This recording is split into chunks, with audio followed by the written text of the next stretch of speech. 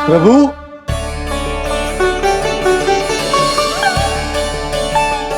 प्रभु, मैंने आपके अवतार को हानि पहुंचाने का प्रयास किया, फिर भी आपने मुझे दर्शन दिया। देने ही पड़े। तुम्हें मेरे चरणों का स्पर्श जो मिल गया। तुम्हें आश्चर्य हो रहा होगा, एक साधारण से स्पर्श से तुम्हें वो मिला जो बड़े से बड़े ऋषियों को भी कठिन से कठिन तपस्या के बाद भी नहीं मिलता। इसका उत्तर तुम्हारे अतीत में छुपा है। दैत्य हिरण्याक्ष के पुत्र के रूप में तुम्हारा जन्म हुआ था। शीघ्र ही तुम बहुत अधिक विशाल और असीम बलशाली हो गए थे, पर तुम अपनी शक्ति का प्रयोग अनुचित ढंग से करते थे।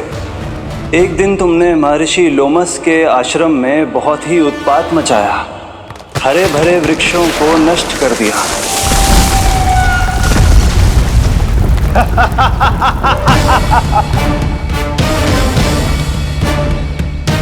देख क्या रहे हो ऋषिवर? ये विशाल वृक्ष भी मेरे इस विराट तन के आगे कुछ भी नहीं है। जिसे स्वयं अर्जित तक नहीं किया, उस तन पर इतना अभिमान। तो सुन ले, जिनसे तेरा तन बना है, उन्हीं पंच तत्वों में इसी क्षण ये विलीन हो जाएगा। ये मेरा श्राप है तुझे, मेरा श्राप है तुझे।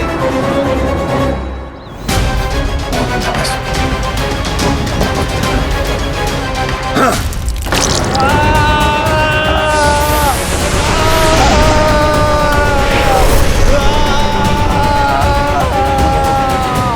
पर तभी तुम्हें अपनी भूल का आभास हुआ और ऋषि लोमस से तुमने क्षमा याचना की।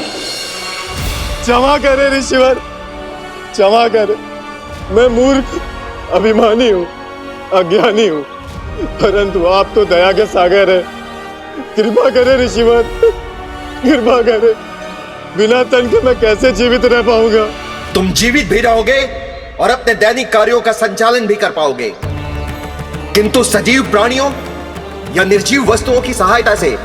ऐसा जीवन तो मृत्यु के समान है ऋषिवर। इससे अच्छा है आप मुझे जीवन से मुक्ति दे दो। मुक्ति भी अवश्य मिलेगी तुम्हें, पर जब तुम परम प्रभु श्री हरि नारायण के चरणों का स्पर्श करोगे, चरणों का स्पर्श करोगे। और यही नहीं शक्तासुर, कल जब तुम मुझे खोज नहीं पा रहे थे, तब भी तुमने हार नहीं मानी। 7 प्रहर तक 7 बार मेरी और मेरे गोकुल की परिक्रमा की। इस क्रम में तुमने अनजाने में ही अपना पश्चाताप पूरा किया और पुण्य अर्जित कर लिया। इसलिए मैं तुम्हें मोक्ष प्रदान करता हूं। इसलिए मैं तुम्हें मोक्ष प्रदान करता हूं।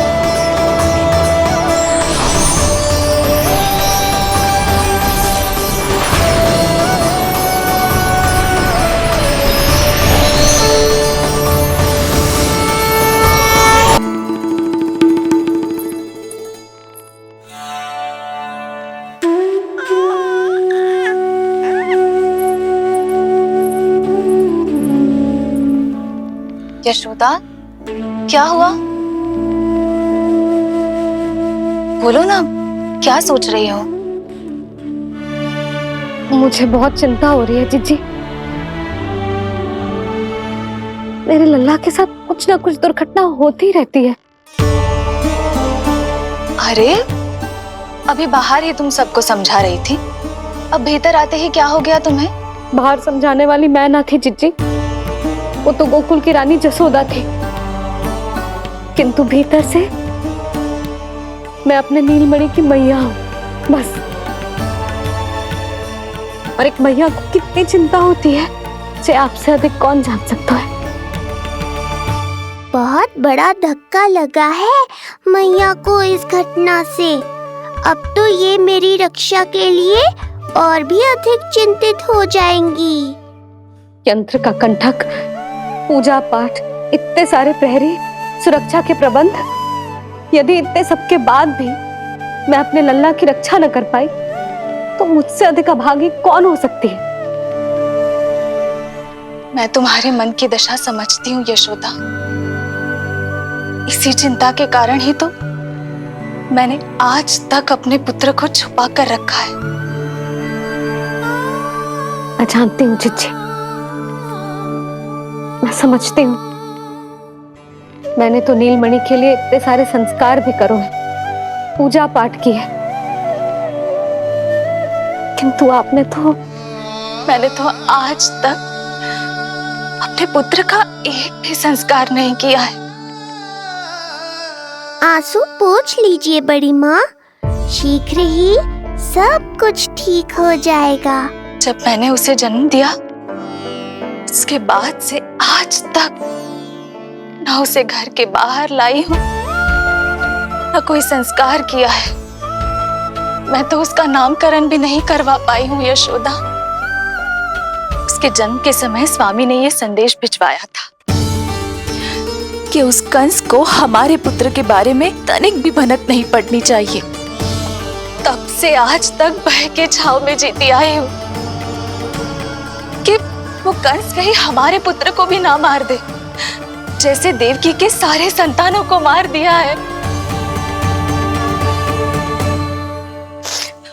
ये आशंका कभी सत्य नहीं होगी बड़ी माँ, मैं हूँ ना।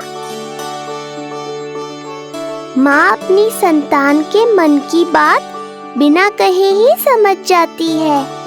आप भी समझ जाओ ना मैया।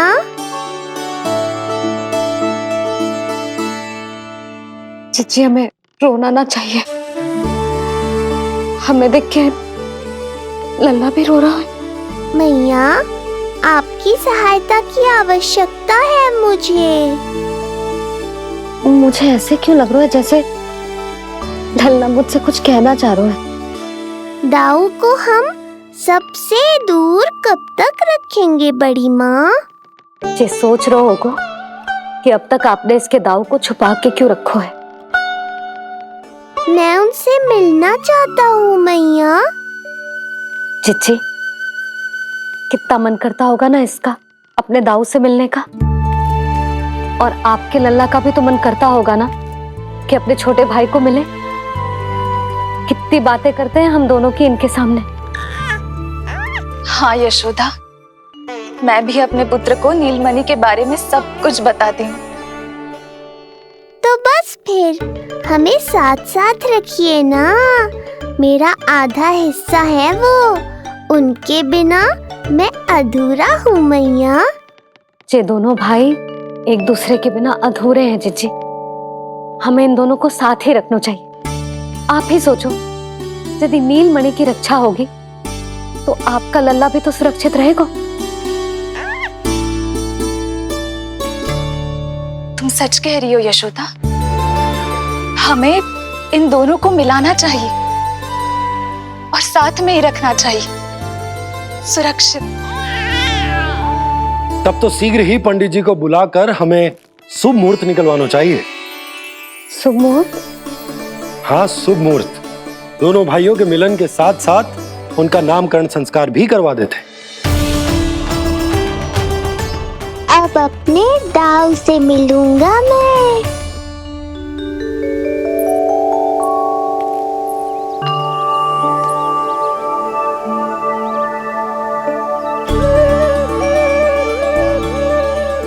ऋषिवर की दिव्य आभा के कारण ये वातावरण कितना शुद्ध, कितना पवित्र लग रहा है ना। हाँ देवकी, इनका तेज ही ऐसा है कि इनके निकट केवल पवित्रता ही वास कर पाती है। किसी भी प्रकार की दुष्टता इनके पास जाने से पहले ही नष्ट हो जाती है।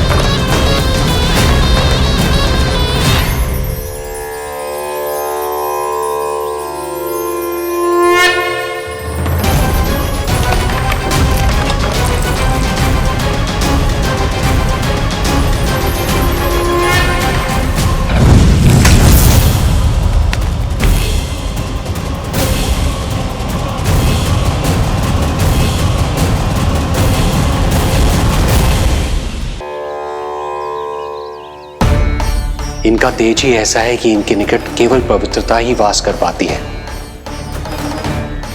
किसी भी प्रकार की दुष्टता इनके पास जाने से पहले ही नष्ट हो जाती है। यदि महर्षि की इच्छा के बिना मैंने भीतर प्रवेश किया तो कहीं ये मुझे श्राप ना दे दे। नहीं नहीं, इससे तो अच्छा है कि मैं यहीं आश्रम के बाहर रुकूं और यहीं से इन दोनों पर दृष्टि रखूं।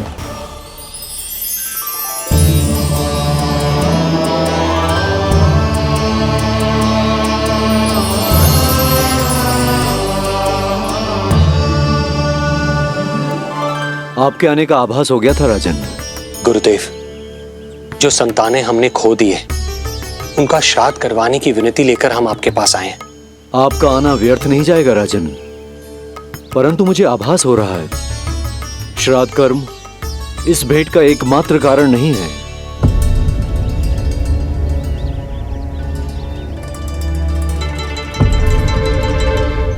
आपको उसकी या कंस की चिंता करने की कोई आवश्यकता नहीं है।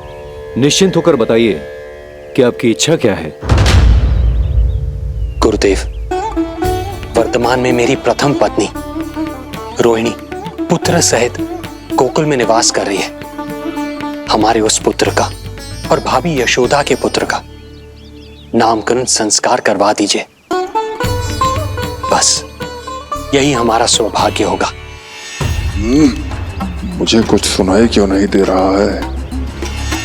देवी रोहिणी से उत्पन्न आपका पुत्र यादव कुल का राजकुमार है और यादवों का गुरु होने के नाते उसका संस्कार कराना हमारा कर्तव्य है।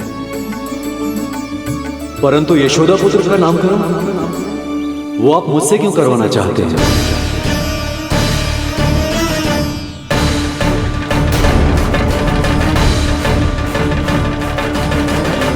गुरुदेव, सत्य ये है कि रुक क्यों गई रानी देव की?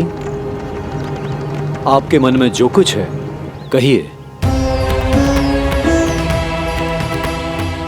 ये कैसी दुविधा में फंस गया मैं। यदि मैंने गुरुदेव को यशोदा पुत्र का सत्य बताया तो कंस को भी पता चल जाएगा, और यदि नहीं बताया तो कहीं ऐसा ना हो कि ऋषिवर ही बुरा मान जाए। लगता है आप दोनों की दुविधा मेरे अनुमान से भी बहुत बड़ी है। अपनी या अपने पुत्र की कुंडली लाए हैं राजन? जी गुरुदेव, अपनी कुंडली है मेरे पास। देवकी,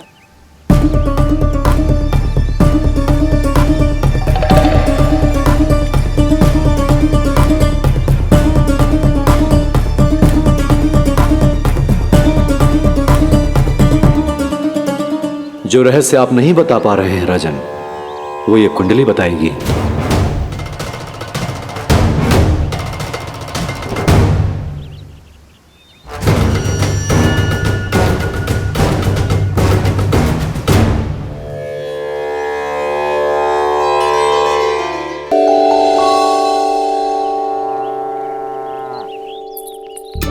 लल्ला, बता कैसी है जगदा? मैया को हो क्या गया है आज? देख, सही सही बताइयो।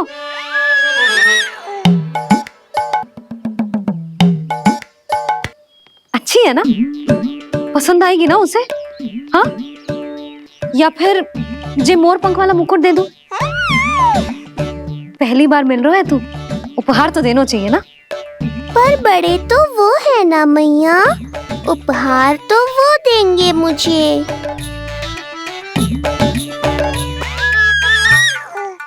ना ना, मोर पंख वाला मुकुट तो मेरे लल्ला का है ना, जे ना दे सकते। तेरे जैसा कोई कंठक या चांदी वाला कड़ा दे दूं? हाँ?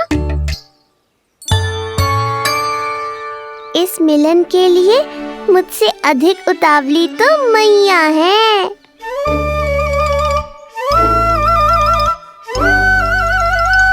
अच्छा, जे उपहार छोड़, तू तो जे बता कि तू उसे बुलाएगा क्या कह के? अन्य सभी के जैसे बड़े भैया या गांव वालों के जैसे दद्दा बुलाएगो, या फिर बड़े नगरों में जैसे बुलाते हैं ज्येष्ठ भ्राता बुलाएगो, या फिर प्रेम से बुलाएगो दाऊ? दाऊ बुलाएगो ना?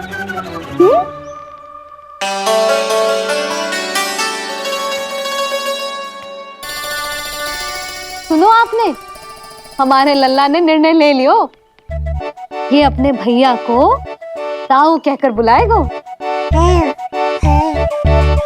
अरे वाह, लल्ला ने बोलना भले ही ना सीखो, परंतु तुम्हें बता दियो। और नहीं तो क्या, लल्ला कुछ कहे ना कहे माँ तो समझ जाती है ना लल्ला?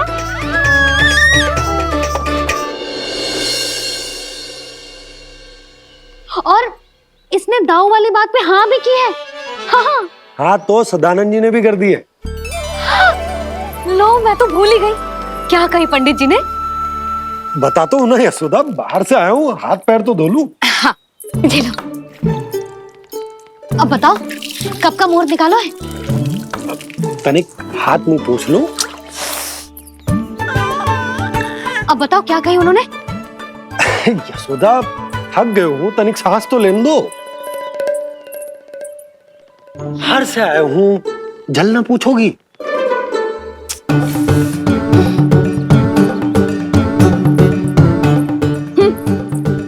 अब बता दो जी।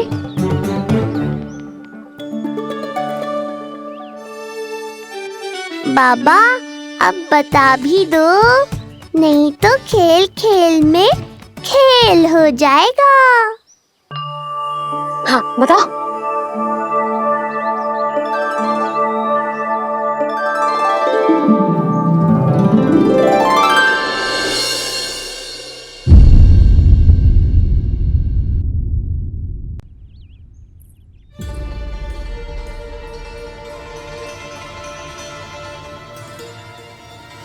हो क्या रहा है वहां? ये क्या दिया है राजकुमारी ने?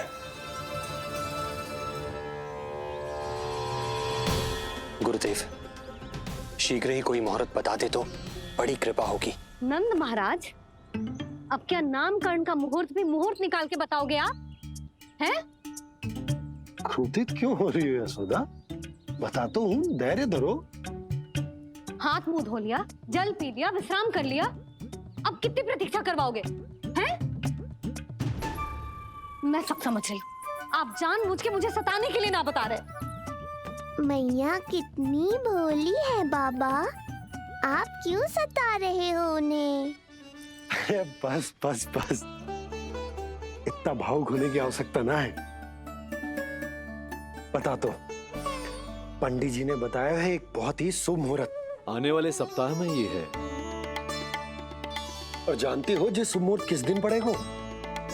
जिस दिन हमारा लल्ला पूरे 100 दिन का हो जाएगा। इससे अच्छा मुहूर्त तो हो ही नहीं सकता। धन्यवाद गुरुदेव।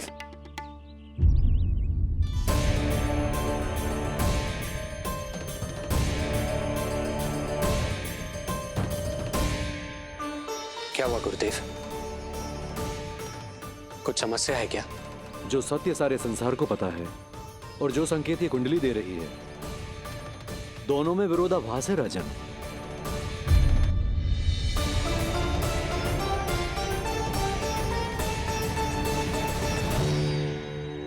मैंने कहा ना राजन, उसकी चिंता करने की आवश्यकता नहीं है। ये कुंडली मुझसे कह रही है कि आपके भाग्य में केवल पुत्र थे। आपके भाग्य में केवल पुत्र थे, तो पुत्री कैसे हुई? इस कुंडली के अनुसार आपकी दोनों पत्नियों के एक एक पुत्र जीवित हैं।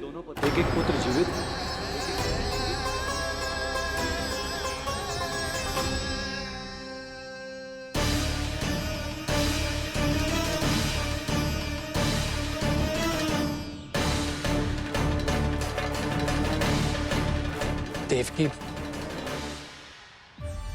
गुरुदेव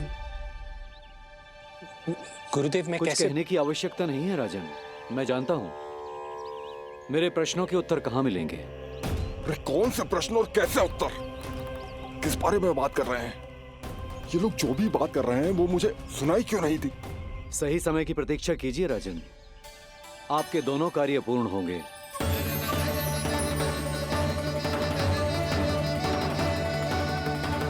अब आप निश्चिंत होकर जाइए और प्रसन्नता मनाने की तैयारी कीजिए। आपका बहुत बहुत धन्यवाद गुरुदेव। प्रणाम।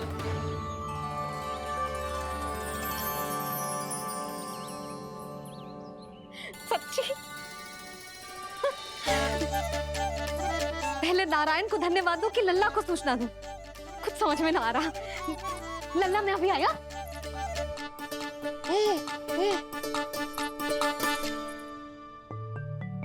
आपका बहुत बहुत धन्यवाद नारायण।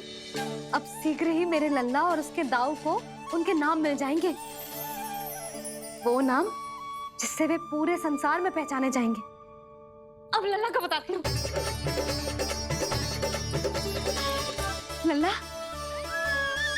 तू जैसे ही 100 दिवस का हो जाएगा, तेरा और तेरे दाऊ का नामकरण हो जाएगा। हाँ हाँ, किंतु आपने तो बताओ ही ना, हम इन दोनों को मिलवा कब सकते हैं? क्या देख रहे हो, बताओ तो।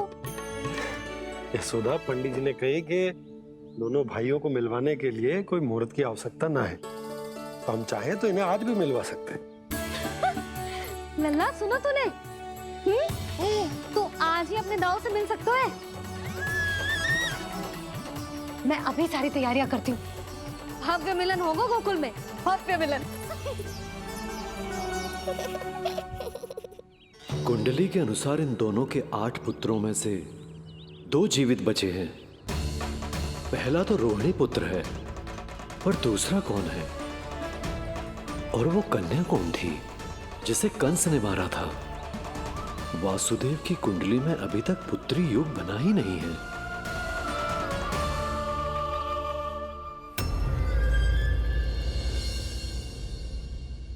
तू मुझको क्या मारेगा? अपनी आयु संभाल। काल तेरा अवतरित रूप है उसका।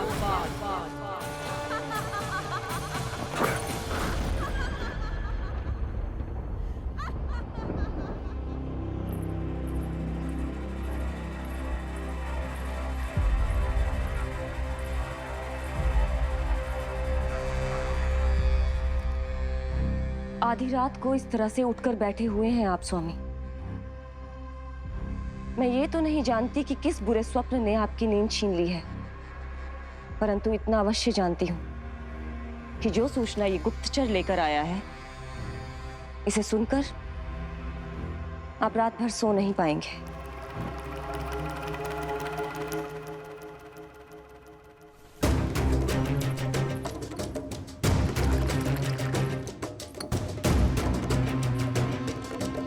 क्या सूचना है?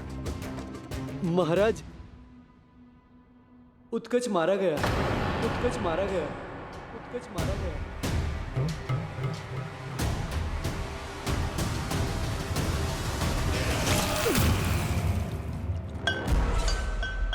सूद वूद खो गए हो क्या अपनी?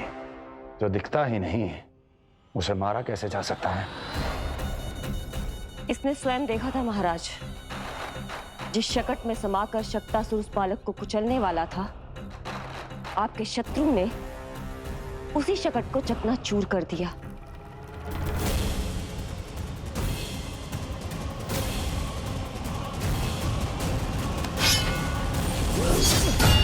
महाराज क्षमा। लगता है आपके सैनिक और तलवार दोनों की धार कुंद पड़ गई है महाराज।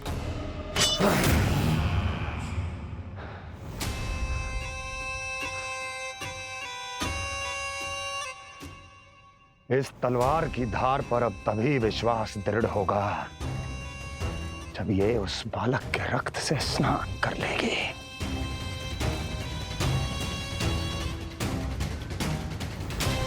और कैसे? कैसे?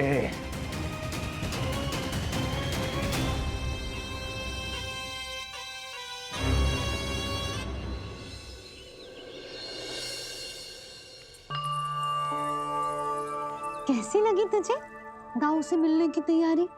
बहुत अच्छी है मैया, पर उससे भी अच्छी है वो प्रसन्नता जो इस मिलन के उत्साह में मुझे आपकी आंखों में दिख रही है।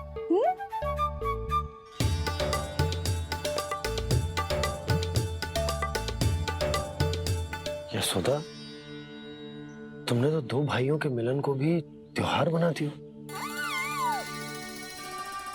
हाँ तो ये किसी त्योहार से कम थोड़ी ना है। ये शुभ दिन दोनों भाई के मिलन को पूरा गांव देखेगो। तो फिर अब बड़ी मैया को बुलाओ ना मैया। यशोदा जी, रोहिणी जीजी इतनी प्रतीक्षा क्यों करवा रही है? इतने दिवस से छुपा के रखे लल्ला को, अब तो शीघ्रता करनी चाहिए ना, है ना भाभी? प्रतीक्षा अवश्य की है, किंतु फल भी तो मीठा मिलेगा। आती होंगी रोहिणी जीजी।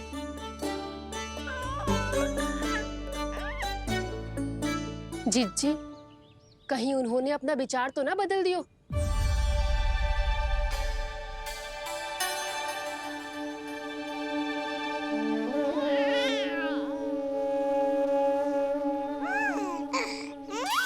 कितनी शीघ्र चिंतित हो जाते हो आप सब। देखो आ रहे हैं वो। लाल छुपा रखने को विवश थी नियति की सताई, भूल के भय माज प्रभु की जग सम्मुख है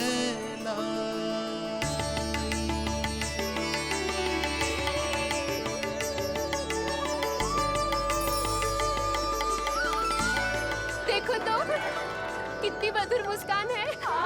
और आंखें कैसी गंभीर और गहरी है। अरे अरे, ये तो हमारी नीलमणि की तरह सुंदर भी है। सही कह रही है तू, और कितना प्यारा भी है। और कितना पलसानी भी लग रहा है ये, है ना? तो देखो इसके। हाँ बिल्कुल, लाल लाल टमाटर की तरह। देखो तो दाऊ आए नहीं कि ये सब की सब मुझे भूल ही गई। अरे हटो सामने से, मुझे भी तो देखने दो।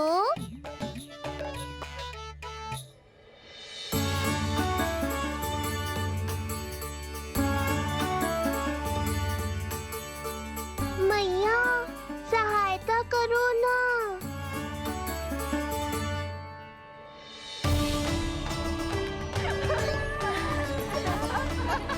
चलो हटो सब, हटो हटो हटो, हटो सामने से। चलो दोनों भाइयों को एक दूसरे से मिलने तो दो।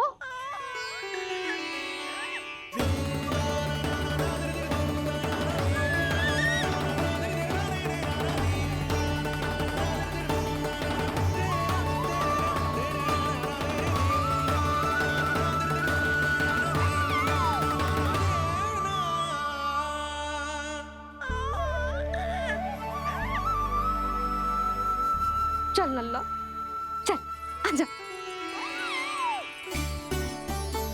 देख लल्ला, आ गए जे तेरे भैया, तेरा दाऊ। जी भर के बातें करो और निहारो एक दूसरे को। लाओ जिज्जी, आजा। जे रहे तेरे दाऊ। आओ जिज्जी।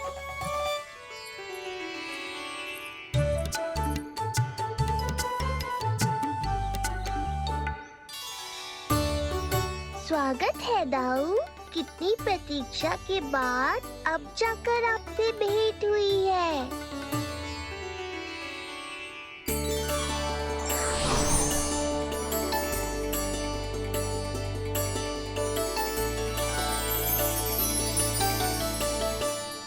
क्या हुआ दाऊ, मुझे पहचान नहीं पा रहे? कितनी देर लगाओगे दाऊ? अब तो पहचान लो, छोटा भाई हूँ आपका।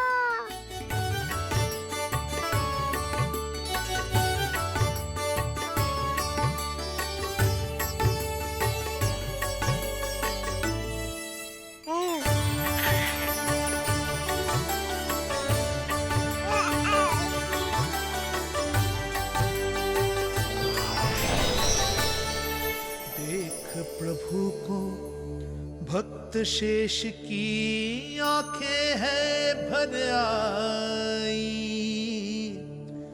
भावुक हरि भी निहारे की अब मिलन की बेलाई।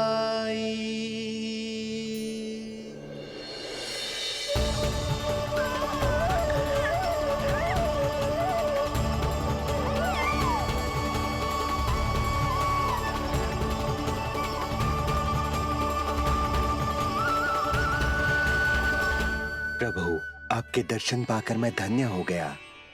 प्रभु नहीं, छोटा भाई पुकारो शेष। ये कैसे संभव है? आप नारायण हैं, मेरे प्रभु। ये जानते हुए भी मैं आपसे बड़ा कैसे बन सकता हूँ? हर दुविधा की तरह इसका भी समाधान है शेष। अब तो हम एक दूसरे से मिल भी चुके हैं।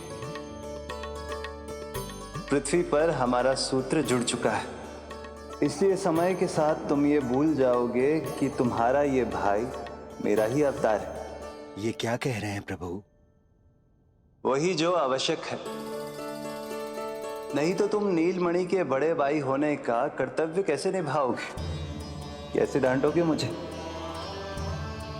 और बड़े होने के नाते मुझ पर अधिकार कैसे दिखाओगे? पर प्रभु, पर किंतु परंतु ये सब भूल जाओ शेष। आज से इसी क्षण से मैं हूं तुम्हारा छोटा भाई और तुम मेरे ताऊ। मैं हूं तुम्हारा छोटा भाई और तुम मेरे ताऊ। नारायण नारायण दाऊ। दोनों इतने सुंदर लग रहे हैं, मेरी तो दृष्टि भी ना हट रही इससे। कहीं मेरी ही दृष्टि ना लग जाएगी। ये तो प्रतिदिन की कथा है दाऊ। हे नारायण, मेरे कानों से तो अभी से रक्त निकलने लगा। आदत डाल लो दाऊ, अब तो सहना ही पड़ेगा। वो देख रहे हो, सुलक्षणा चाची सबसे अधिक चतुर यही है। केवल अधिक चतुर ही नहीं नीलमणि, बहुत अधिक सयानी भी है ये। बिल्कुल सही पहचाना दाऊ, पर आप चिंता मत करो, मैं हूँ ना, मैं संभाल लूंगा इन सबको। देखो तो जिज्जी, इन दोनों की दृष्टि एक दूसरे से ऐसी चिपक गई है कि अब हटने का नाम ही ना ले रही। जे सूचक है उस प्रेम के बंधन का, जिसमें जे दोनों भाई आज के बाद सदा के लिए बंध जाएंगे।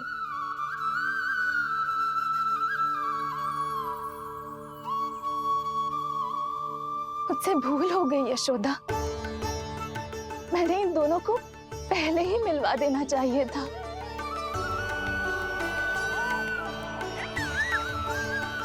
मैं कहती थी ना आपसे।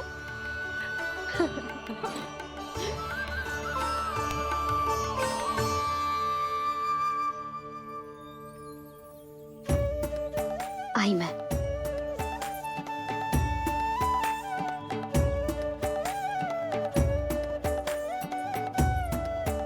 क्या सोच रहे हो ऐसे खड़े खड़े? देख रहा हूं दोनों भाइयों का जे मिलन किसी त्योहार से कम थोड़ी ना। सही कहा था तुमने।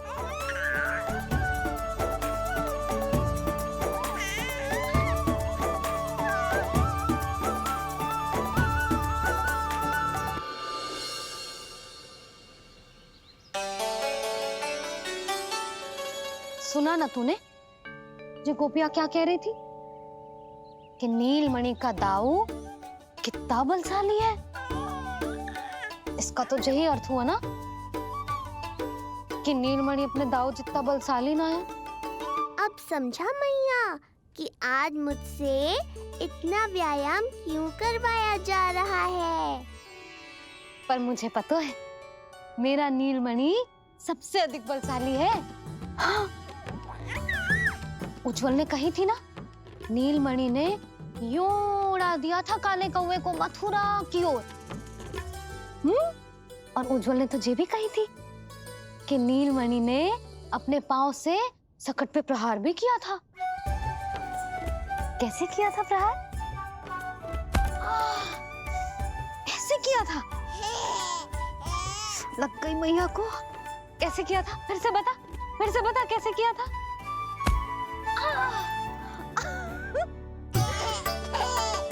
मेरे लल्ला में कितना बल है, मैया को ही धकेल दियो पीछे। अच्छा ही है कि आप उज्जवल के कहे को गंभीरता से नहीं ले रही, नहीं तो आपका ये रूप मैं कैसे देख पाता मैया। फिर से बता कैसे मारा था? कैसे मारा था?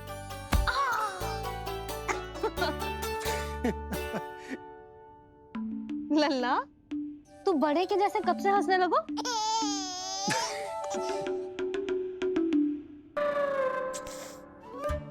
आप यहाँ क्या कर रहे हो?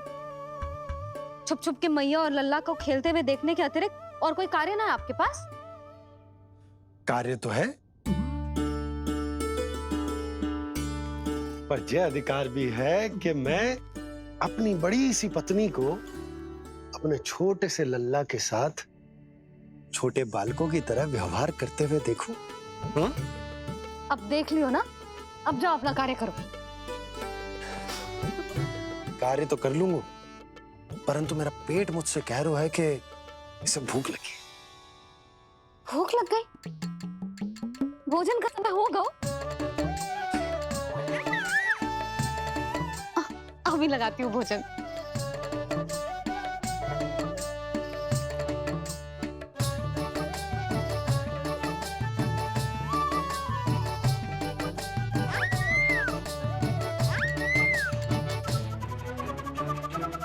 क्या हुआ लल्ला, इतना उतावला क्यों हो रहा है तू? तुझे भी भूख लगी आई है क्या?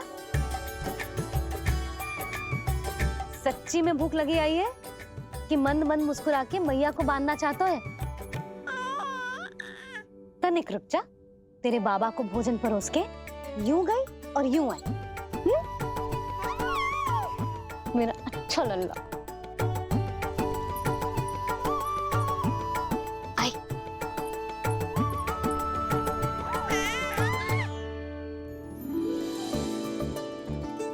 आज केवल रोटी है खाने में? ना, दाल है ना, तरकारी भी है, दही है, लड्डू भी है। तो दाल ले आओ। अभी लाई है।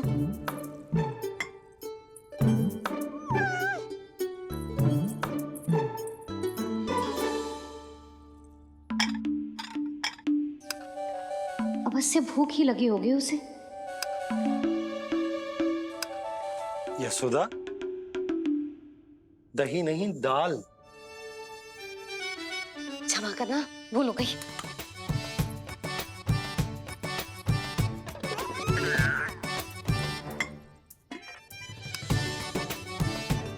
यशोदा, दाल दाल।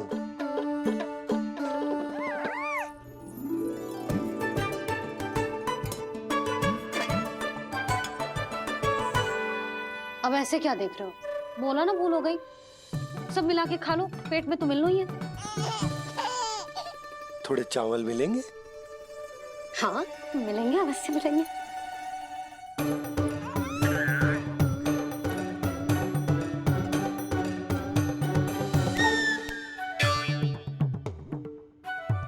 लड्डू नहीं, चावल।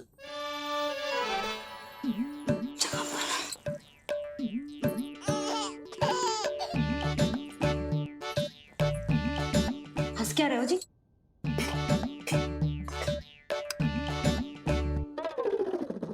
आज व्यायाम भी बहुत कस के करवाओ था मैंने, कहीं अधिक भूख तो ना लगी होगी। सच्ची है सुधा,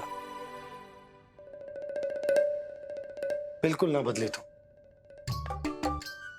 पहले रामू की चिंता में व्याकुल रहती थी और अब हम नीलमणि में तुम्हारा मन लगा रहता। हाँ तो लल्ला भूखा हो और मैया का मन व्याकुल भी ना हो, ऐसा हो सकता है भला? अरे तो दूध पिला दो ना उसको। जाऊं? शीघ्र जाओ। किंतु आप तो खा रहे हो ना पतिदेव। वही तो यशोदा, मैं खा रहा हूं, किंतु वो भूखो है। जाओ। ठीक है। यहाँ थी तो लल्ला की भूख के लिए चिंतित थी, अब वहां जाएगी तो पक्का मेरे भोजन के बारे में चिंता करेगी। कहीं आधे ही भूख में ना उठ जाए तेरे बाबा, उन्हें कुछ और चाहिए होगा तो। सही कहा था बाबा ने, वहाँ मेरी चिंता थी, यहाँ बाबा की चिंता है। सच्ची मैया अनोखी हो आप।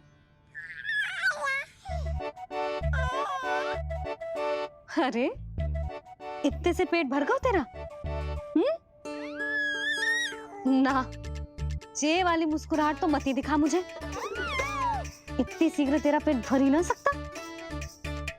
मैया जानती है अपने लल्ला की भूख।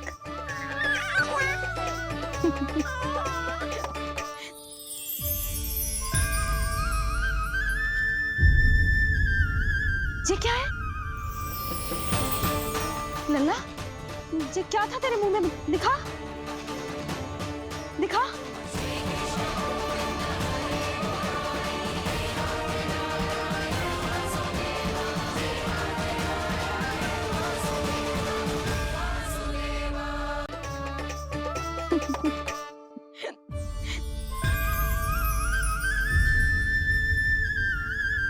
ये क्या है लल्ला? ये क्या था तेरे मुंह में? दिखा। ओहो, मैं तो भूल ही गया था कि मेरे भीतर ही तो सारी सृष्टि समाई हुई है। मैया ने उसकी झलक देख ली, अब क्या होगा? क्या हुआ यशोदा? सुनो जी, हमारे लल्ला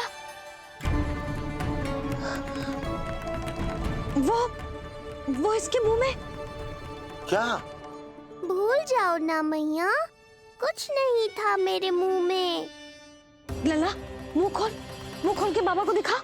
अरे क्या देख रही है उसके मुंह में? अवश्य ही मेरा दृष्टि भ्रम होगा, किंतु ऐसा भ्रम। अरे बताओ ना यशोदा, या फिर मुहूर्त शीघ्र ना बताने की बात का प्रतिशोध ले रही हो तुम? ना, ऐसी बात ना है। तो फिर बताओ ना क्या बात है? हा? मैंने लल्ला के मुंह में कुछ देखो। क्या देखो? अब फंस गया मैं।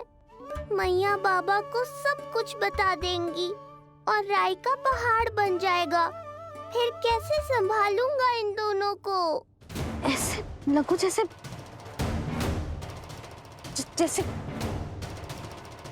पूरा का पूरा ब्रह्मांड। ब्रह्मांड लल्ला के मुंह में। अच्छा, तुम मेरा मुंह देखो।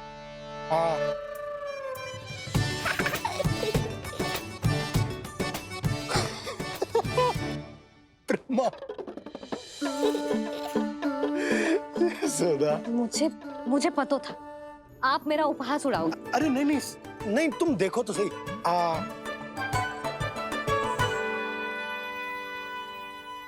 ब्रह्मांड ना सही, गोकुल तो दिखना चाहिए। अरे गोकुल को राजा हूं मैं, है क्या ना? है? देखो, अरे देखो। धन्यवाद बाबा, आपने इस बात को गंभीरता से नहीं लिया, इसलिए अब मैया भी नहीं लेंगी। आज तो बचा लिया आपने। आज के बाद ना आपको कुछ बताऊंगी ही ना। आप जाओ, नामकरण उत्सव की तैयारी करो। और हाँ, इस बार भी उत्सव छोटा ही करना है, जे तो मत ही बोलना आप। हाँ।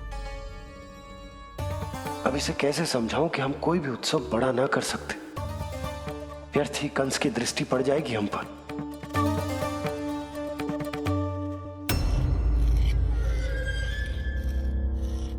लगता है आपके सैनिक और तलवार दोनों की धात कुंद पड़ गई है महाराज।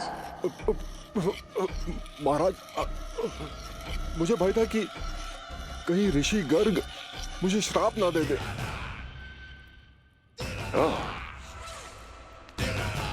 तो श्राप से भयभीत हो गए दुर्जन, किंतु कंस तो कोई श्राप नहीं देता, सीधा मृत्यु देता है। ऐसा न करे महाराज, दया करे, दया निदान। यदि मैं उनकी इच्छा के विरुद्ध भीतर जाने की कोशिश करता तो जितनी सूचना मुझे मिली है उतनी भी नहीं ला पाता। तब आपको कैसे पता चलता महाराज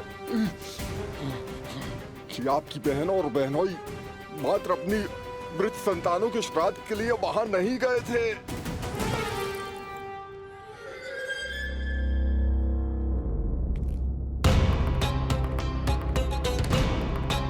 आगे बोलो। पूरी तरह तो नहीं सुन पाया महाराज, किंतु मैंने स्वयं अपने नेत्रों से देखा है महाराज। राजकुमारी देवकी ने ऋषि गर्ग के हाथ में कुछ दिया था। ये सत्य है महाराज, और ऋषि गर्ग ने उन दोनों को वचन भी दिया था। सही समय की प्रतीक्षा कीजिए राजन, आपके दोनों कार्य पूर्ण होंगे। महाराज, मैं आपका सबसे विश्वसनीय सेवक हूं। आपके हर आदेश का पालन करना मेरा अधिकार है, और मैंने अपने अधिकारों का पालन किया भी है महाराज। किंतु फिर भी यदि मेरी ओर से कोई भूल हुई हो, मुझे क्षमा करे दया निदान, मुझे क्षमा करे। इसका अर्थ है कि उत्कच सही कह रहा था। वो दोनों अवश्य ही कोई ना कोई षड्यंत्र रच रहे हैं मेरे विरुद्ध। समय आ गया है, अब मुझे किसी ऐसे की खोज करनी होगी जो उतना ही शक्तिशाली हो जितनी की मेरी ये तलवार।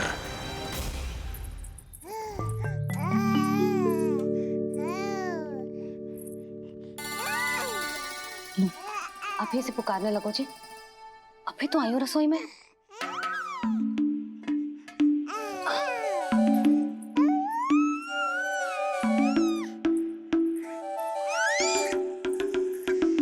शीघ्र ही तुझे भी अपने बाबा का हाथ बटाना पड़ेगा, समझ रहे हो ना? बटाएगो ना हाथ? अभी जो 100 दिन का भी ना हो और जेस नन्हे से बालक को काम काज का भार सौंपने की बात करने लगे।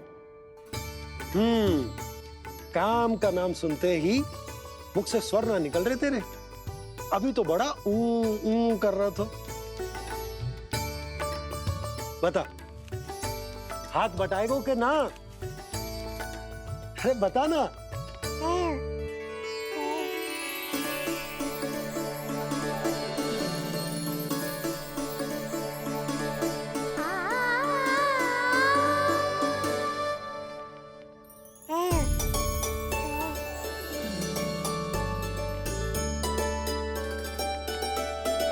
कल तू पूरा 100 दिन को हो जाएगा लल्ला। पंडित जी आएंगे, तुझे नया नाम मिलेगा। देखो तो मन में तो इनके भी कितना उत्साह भरो है, बस दृष्टि में मैं ही आती हूँ।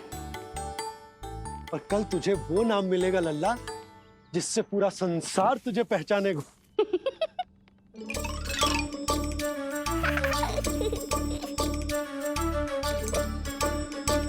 अब लल्ला, कितना कार्य शेष है और तूने मुझे बातों में लगा लियो। मुझे क्यों फंसा रहे हो बाबा? छुपाने की कोई आवश्यकता ना है। जितनी उत्साहित मैं हूँ उतने ही उत्साहित आप भी हो इसके नामकरण को लेके, पता है मुझे। लल्ला के नामकरण पे उसके बाबा उत्साहित ना होंगे? बिल्कुल होंगे, इसीलिए तो कह रही हूँ अपना उत्साह बांटो अपने लल्ला के साथ। मैं अभी आई। अच्छा, ऐसे तो तुम लल्ला को छोड़ के कहीं ना जाती। अभी कहाँ चली? रोहिणी जिज्जी के पास, और कहाँ। लल्ला और उसके दाव के नामकरण की तैयारी करनी है कि ना? कितने लोगों को आमंत्रित करना है, कितने प्रकार की मिठाइयां बनानी है, ढोल वाले को कितने बजे का समय देना है, ये सब सुनिश्चित करना है ना, ताकि ये उत्सव गोकुल का सबसे बड़ा उत्सव हो। अरे सूची देनी है जिज्जी को।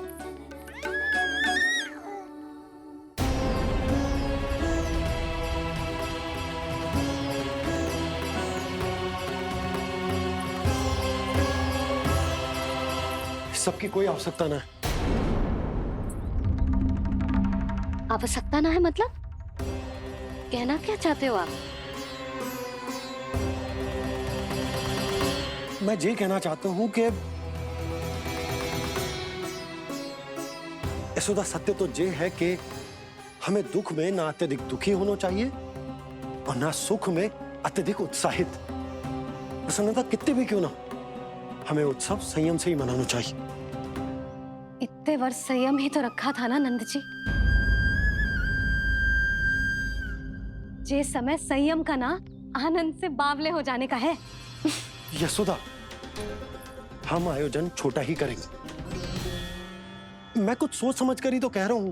पर क्यों? मुझे भी तो समझाओ। हर बात समझाने की ना होती है यशोदा। अच्छा, पति पत्नी में भेद हो तो है? ठीक, मैं कोई भेद ना रखूं। जो भी अब तक मैंने तुम्हें ना बताया है वो सब बताऊं। ओहो, क्या कर रहे हो बाबा? कंस के बारे में कुछ बता मत देना मैया को। वो मंगला है ना, उसने आज शाम को ही बछड़ा दियो और भाद्रपद का मास लगभग बीतने को ही है, तो धीरे धीरे शरद ऋतु आ जाएगी, दूध की हानि भी कम हो जाएगी। हाँ? और वो सरजू है ना, उसको बैद जी ने पूरे पखवाड़े का विश्राम के लिए कहा है। क्यों? क्योंकि वो ठाट से गिर गए थे और गिरते समय उसे भीतरी चोट लग गई थी। अरे बस बस बस, ये सब मुझे क्यों बता रहे हो? इसका नामकरण से क्या संबंध? तुम्ही ने तो कही ना कि पति पत्नी के बीच में कोई भेद ना होता। तो मुझे जो भी बात पता है मैं तुम्हें बताऊंगा। कितनी समझदारी से बात बदल देते हो आप, और भोली भाली मैं आपकी बातों में आ जाती हूँ और इस सब में असली बात तो रह ही जाती है। किंतु आज बात मेरे लल्ला की है। उत्सव तो विशाल ही होगा और इस बारे में कछु और ना सुनूंगी मैं। आप लल्ला का ध्यान रखो, मैं जा रही हूँ रोहिणी जीजी के पास। यशोदा,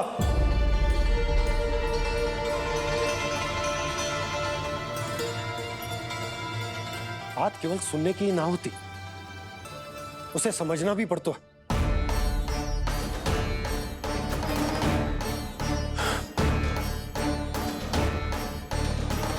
विश्वास है ना मुझ पर? मैं कुछ सोच समझ कर ही कर रहा हूँ ना।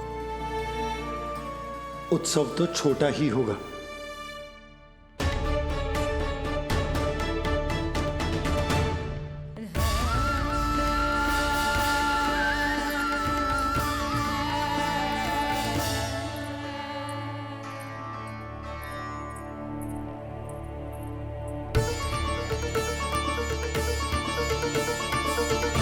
क्षमा करना लल्ला, तेरी मैया को डांटना पड़ गया। आपको मेरी सुरक्षा की चिंता है बाबा, समझता हूँ मैं, इसलिए आपने ये निर्णय लिया है। समझ में नहीं आता, कब कौन सा निर्णय क्यों लेते हैं आप? यदि कंस को समझना इतना आसान होता तो कंस नहीं होता। ये नया सिंहासन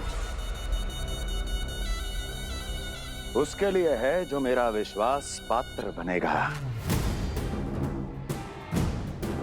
मेरे दाहिने हाथ की तरह मेरे मन के सबसे निकट होगा वो।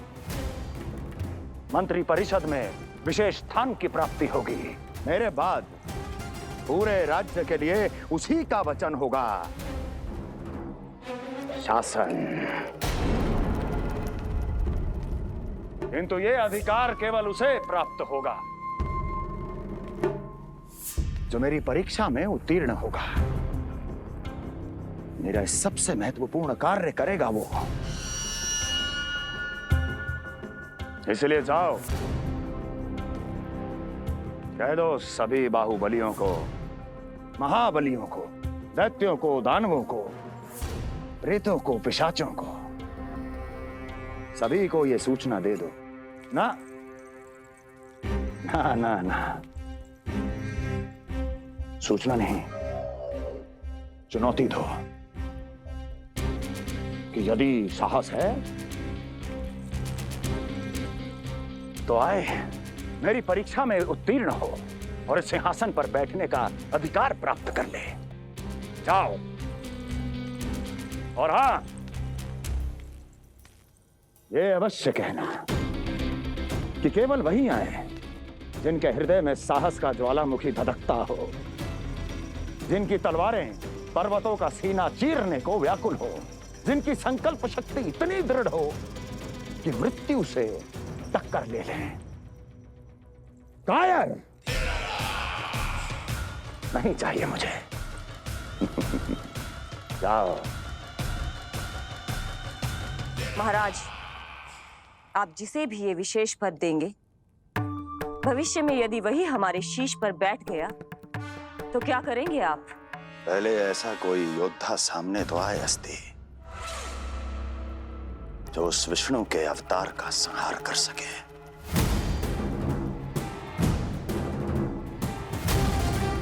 और जहां तक प्रश्न है हमारे शीश पर बैठने का, तो स्मरण रखो अस्ति, कंस को अच्छी तरह आता है ऐसे दुस्साहसियों को बीच दरबार में खड़ा करके अपनी उंगलियों के संकेत पर नृत्य करवाना। ता दीर्घ ता और अपना कार्य सिद्ध होने के बाद उनके तन से उनके शीश को उतारना। कंस को भली भांति आता है।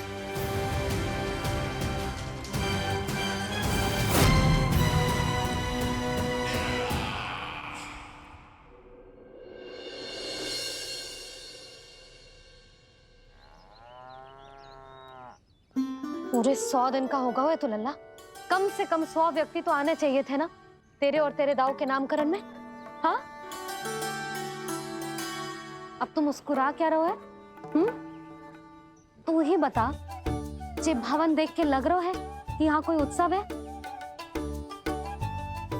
बिना अतिथियों के कैसा उत्सव और कैसा आनंद, तू ही बता। पर मैं करूं भी तो क्या? पता है लल्ला, मुझे तो लग रहा है तेरे बाबा ना कंजूस होगा है। नहीं तो भला और क्या समस्या हो सकती है उन्हें बड़े आयोजन से? अरे गोकुल के राजा का लल्ला है तू, राजकुमार। यदि तेरा आयोजन बड़ा ना होगो तो भला किसका होगो?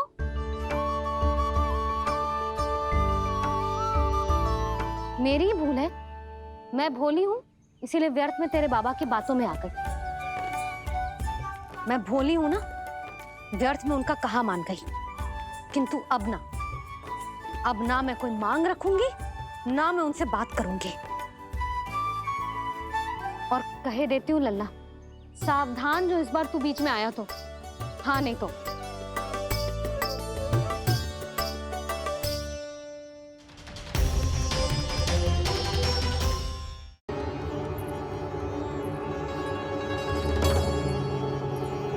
क्या होगा?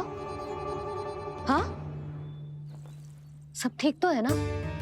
आप इतनी चिंता में क्यों हो जी? कोई बुरी सूचना तो ना मिली? अब जे मत कहना कि जे भी मुझसे छुपाना पड़ेगा। जो भी है मुझे बताओ। पंडित सदानंद जी महाराज वो नामकरण के लिए ना आ सके। उनकी बिटिया के पांव भारी, उसे लिवाने वो समझाने गए। ये तो शुभ समाचार है।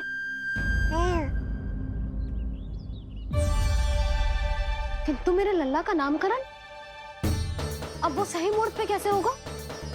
वही तो समझ ना आ रहा। ऐसे मन छोटा करने की आवश्यकता नहीं है मैया बाबा। आप दोनों तो स्वागत की तैयारी करो। आ रहे हैं वो।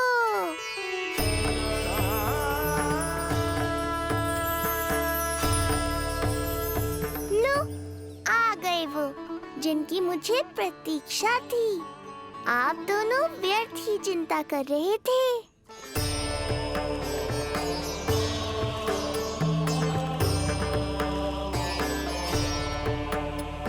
अब कौन करेगा मेरे लल्ला का नामकरण? ऋषि गर्ग, नंदराज, रानी भाभी, महान ऋषि गर्ग हमारे गांव में पधारे हैं।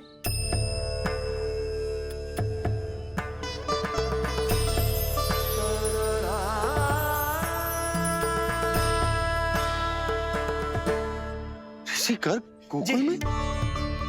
हाँ नंदराज, और कह रहे थे उन्हें यादव राज वासुदेव जी ने भेजो है रानी जी के पास। अरे तो तुम लोग खड़े खड़े क्या देख रहे हो? जाओ उनके सत्कार की तैयारी करो। जी यशोदा, उनके स्वागत की तैयारी करो। सुनो जी, वो तो यादवों के कुलगुरु है ना, रोहिणी जीजी के यहाँ आए हैं, हमारे यहाँ आएंगे। आप देखती जाओ मैया, वो सीधे हमारे घर ही आएंगे।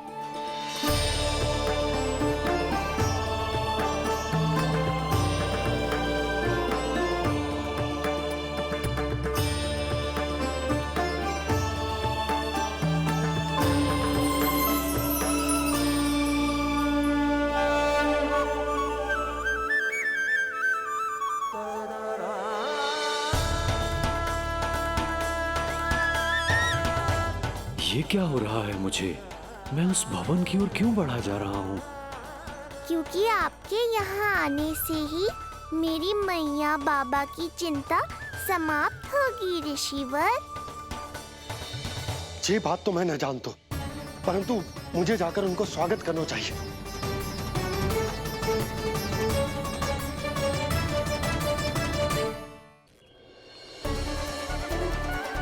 गुरुदेव, कल्याण हो। भगवान श्री नारायण के महान भक्त आज हमारे गांव में पधारे। हमारा जीवन सफल है गया आज। वो भवन आपका है नंदराज? आपके शुभ चरण पड़ेंगे तो हमारा जय भवन पवित्र हो जाएगा। इतने बड़ी ऋषि अगर हमारे घर पधारेंगे तो हमारे तो भाग्य ही संवर जाएंगे। मैया आपके दर्शन को तरस रही है ऋषिवर, संकोच मत कीजिए, अब आ भी जाइए। पधारिए गुरुजी। न जाने क्यों मेरे पांव अपने आप ही आपकी भवन की तरफ जाने को व्याकुल है नंदराज। पधारिए गुरुदेव, आइए।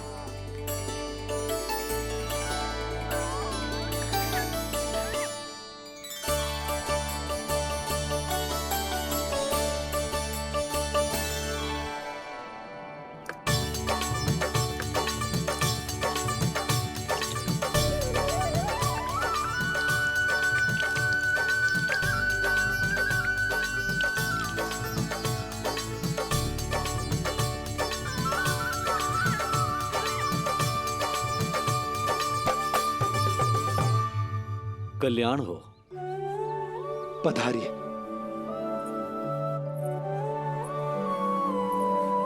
आया तो था मैं रानी रोहिणी के भवन में, पर पता नहीं कैसे यहाँ खींचा चला आया। विराजिए गुरुदेव।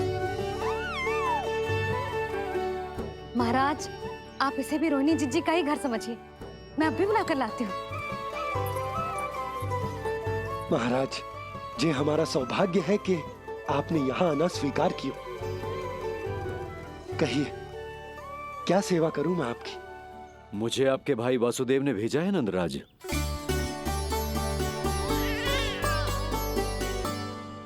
प्रणाम गुरुदेव। स्वामी जी ने आपसे इतनी दूर आने का आग्रह किया है, अवश्य ही कोई बड़ा कारण होगा। कारण तो है, आपके पुत्र का नामकरण करने आया हूं मैं यहाँ।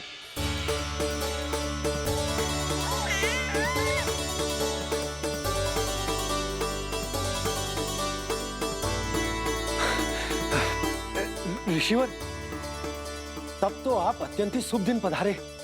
आज का ही मुहूर्त निकलो है। भाभी के लल्ला और और हमारे लल्ला के नामकरण के लिए। परंतु पंडित जी गांव से बाहर है, इसीलिए आप। अब तो आप यहाँ आ गए हो, आप हमारे भी लल्ला का नामकरण कर दो ना। पुत्री, ये क्या कह रही हो तुम?